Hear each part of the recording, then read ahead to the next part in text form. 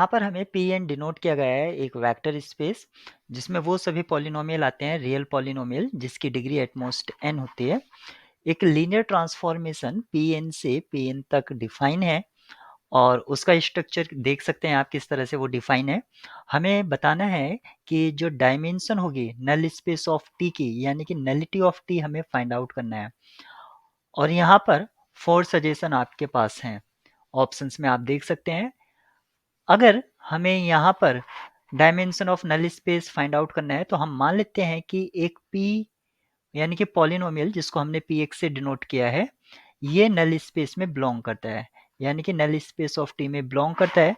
अगर ये null space of T में बिलोंग करता है इसका मतलब अगर हम इस पर t अप्लाई करेंगे यानी कि टी पी एक्स अगर हम इस पर करेंगे तो ये इक्वल्स टू होगा 0 के। और यहाँ पर आप देख सकते हैं कि ये इम्प्लाई करेगा क्योंकि आपका जो लीनियर ट्रांसफॉर्मेशन है वो किसी पॉलिनोमियल को किस तरह से सेंड करता है p prime x minus 0 to x pt dt इस तरह से वो उसको सेंड करता है और ये इक्वल्स टू 0 होगा क्योंकि नल स्पेस का एलिमेंट है px। अब यहाँ पर आप देख सकते हैं अगर मैं इसको डिफ्रेंशिएट कर दूं with respect to x, differentiate किसके रेस्पेक्ट में करेंगे जो लिमिट में इन्वॉल्व होगा। तो अगर मैं इसको x के रेस्पेक्ट में डिफ्रेंशिएट करता हूं यूजिंग लेबनिज रूल तो मैं इसको किस तरह से लिखूंगा p double prime x minus यहां से हमें मिल जाएगा px इक्वल्स टू 0 या हम यहां से ये कह सकते हैं कि p double prime x equals to px। और ये किस केस में ट्रू हो सकता है कि उसका डबल डेरिवेटिव खुद पॉलिनोमियल के सेम हो जाए जब आपका पॉलिनोमियल क्या हो कांस्टेंट हो।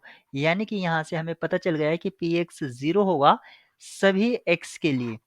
यानी कि जो हमने px लिया था नल स्पेस में वो px 0 है। इसका मतलब हुआ कि t 0 को 0 पर सेंड करता है ओनली फॉर 0 बिलोंग्स टू आप इस यहाँ पर बोल सकते हैं डोमेन का अगर कोई भी एलिमेंट है जिस जो 0 पर जा रहा है वो सिर्फ और सिर्फ 0 ही है। इसका मतलब नल स्पेस में एक ही एलिमेंट है। यानी कि अगर मैं नल स्पेस को डिफाइन करता हूं एनटी से उसमें सिर्फ क्या एलिमेंट है 0 है और 0 स्पेस की जो डायमेंशन हमने डिफाइन करी है वो क्या होती है 0। यानी कि नलिटी ऑफ टी आपकी यहाँ पर 0 आ गई है।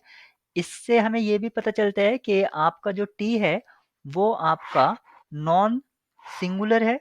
हम ये भी कह सकते हैं आपसे ये भी पूछा जा सकता है कि टी क्या सिंगुलर या नॉन सिंगुलर है, लेकिन हमसे तो सिर्फ नलिटी पूछी थी तो हम ऑप्शन ए को टिक कर सकते हैं।